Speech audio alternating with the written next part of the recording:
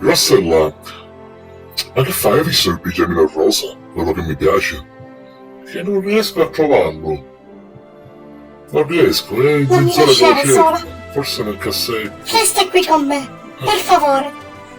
La frittata te la faccio senza uova. Non lo faccio più di metterci le uova. Aspetta un minuto, mi fai confondere, mi fai.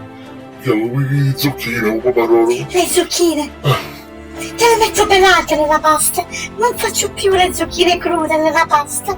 Dai, per favore, rimani qui con me, per sempre. Rossella, vedi tranquilla, dai.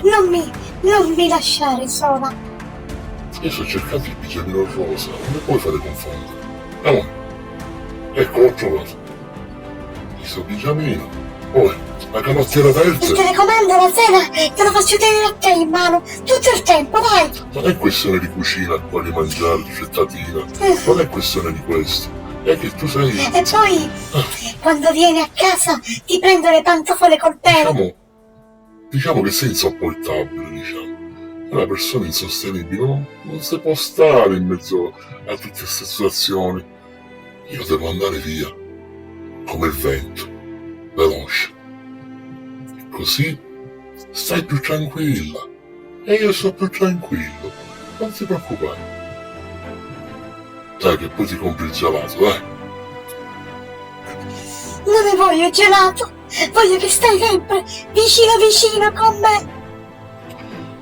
Non è possibile. Devo andare via, non l'hai capito. Poi il treno alle 4:30. Tieni, ti regalo il fazzoletto, tieni. È profumato. Così te lo puoi tenere per sempre.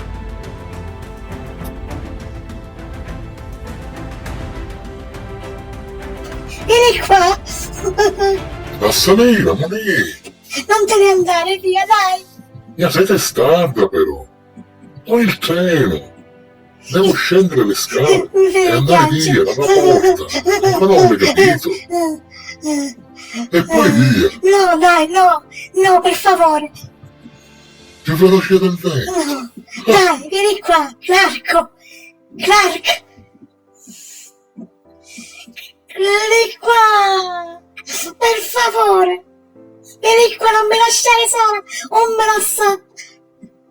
Vieni. C'è troppa nebbia, ti puoi confondere.